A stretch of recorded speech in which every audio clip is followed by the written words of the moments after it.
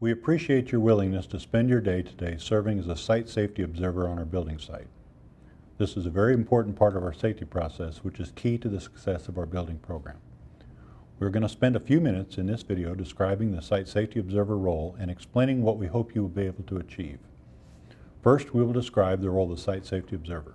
We will then review in a general way the contents of the Safety Observer information packet that you've received.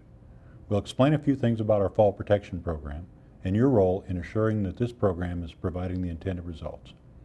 After the video is ended, someone who is familiar with the site will answer questions and will provide some specific safety information that is involved in the day's planned work.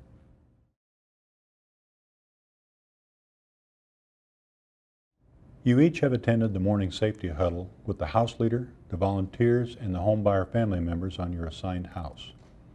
Think about the things that the house leader talked about during this safety huddle. After the video has ended, each of you might share a few of the things that the house leaders discussed on your site for the benefit of the other site safety observers.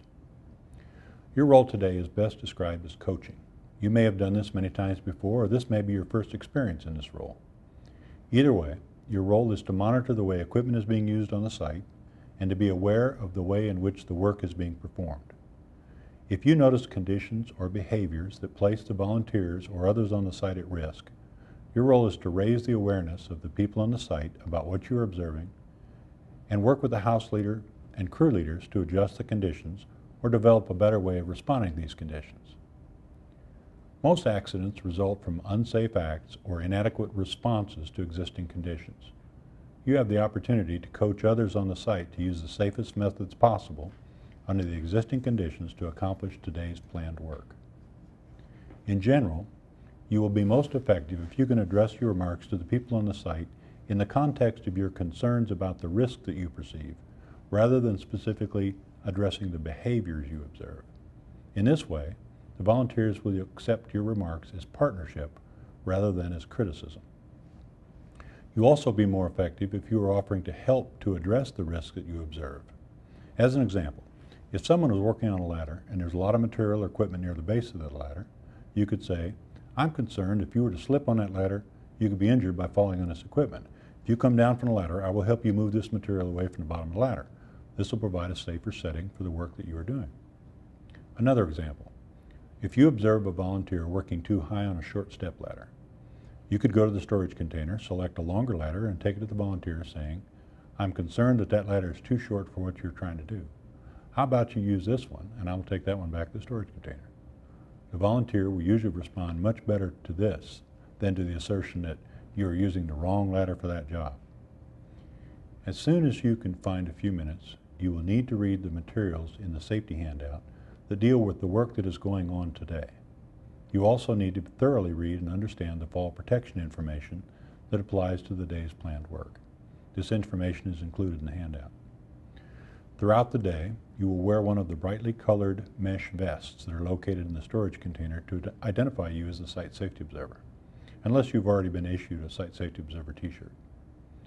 It is often a good practice to take a few minutes to talk with the house leader and crew leaders during the lunch break to discuss what you have observed during the morning work period. This can set the stage for the house leader making some remarks to the volunteers prior to resuming the work after lunch, which will raise their awareness about the issues you have observed and that are causing you to have some concerns.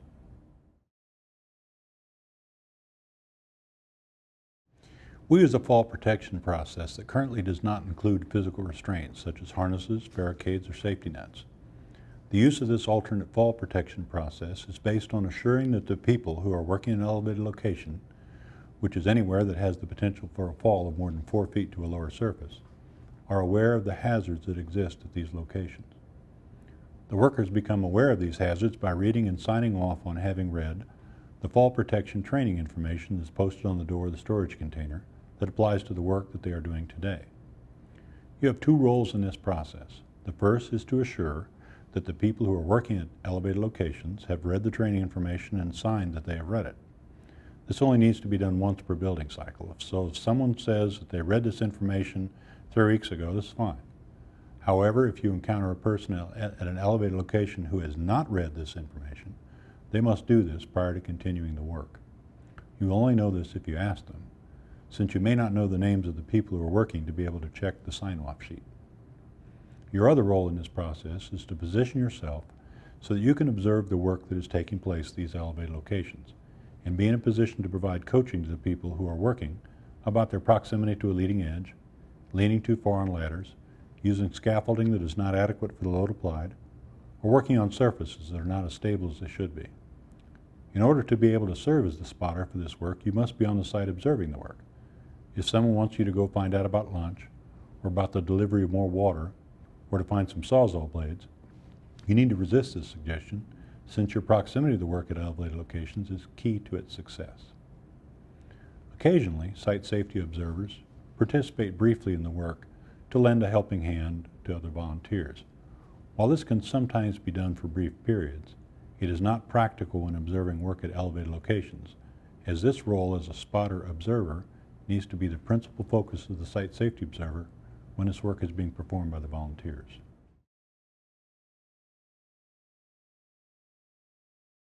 When you return to the site, your first objective is to become aware of the physical address of the house you are building. If someone needs to call 911, you will need this physical address in order for the dispatcher to be able to deploy resources quickly. In general, it is best to have one of the staff people make the call to 911, but if there's no time for this, anyone can make the call. Remember to stay on the line with the dispatcher until you are assured that they understand exactly what the situation is, where you are, and what you think you need. If the staff person is not available at the time of the incident, inform them as soon as you can so that they can participate in the resolution. If there is an incident, whether it results in an injury or not, we need to learn as much as we can about what took place so that we can take steps to avoid this in the future. As soon as you can, you will need to round up the people who were involved or who were witnesses of the incident so you can establish the facts of what occurred. There's an incident review form on the back of the packet that you can tear off and use. Give the completed incident form and any additional documentation to a staff person prior to leaving the site at the end of the day.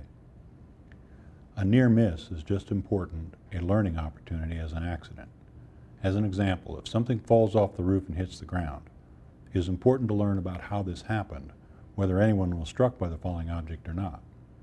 Either way, we want to take steps in the future to prevent it.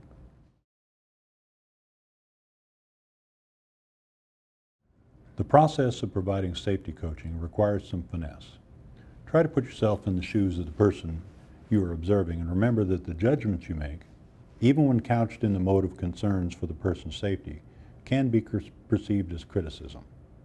There is no avoiding the fact that these judgments are criticism. They are necessary and important to the process, but criticism nevertheless.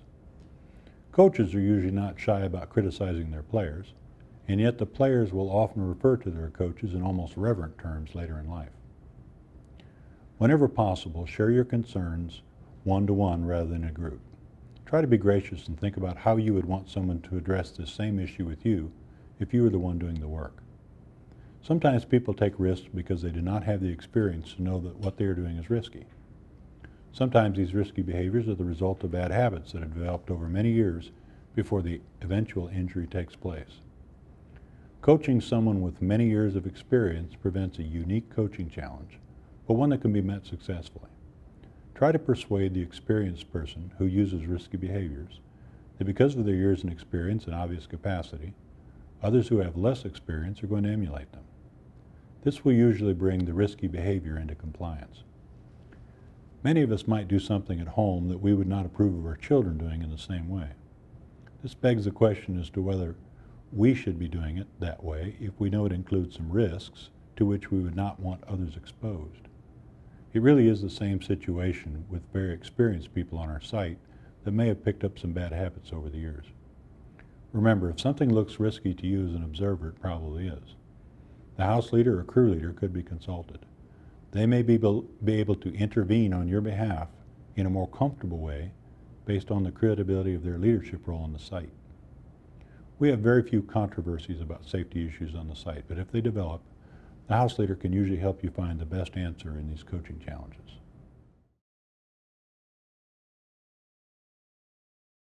Many accidents are the result of slips, trips, and falls. Most of these can be avoided or reduced in their effects by keeping an orderly job site. If someone does trip or fall, the severity of the fall is often dependent on what they fall on. Keeping the area clear of things that would increase the severity of a fall is probably one of the most important functions of the Site Safety Observer. The people doing the work are often too distracted to recognize how cluttered their work area is becoming. While watching the work proceed, you probably will notice things that the people doing the work don't. You can usually enlist the help of others to clear away excess materials and equipment, particularly if you are offering to help with moving these unwanted items.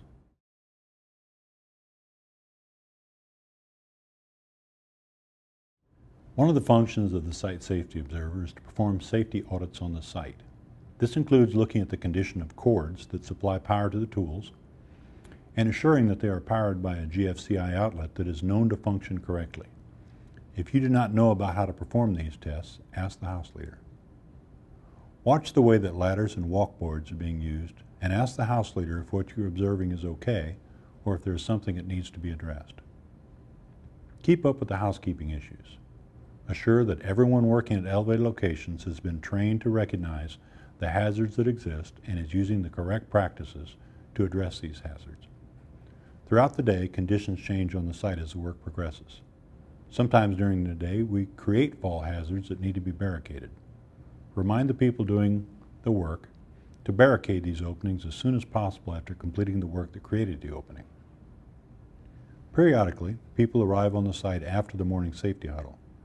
Make certain that these people have the benefit of the remarks that the house leader offered during this discussion before they begin their work.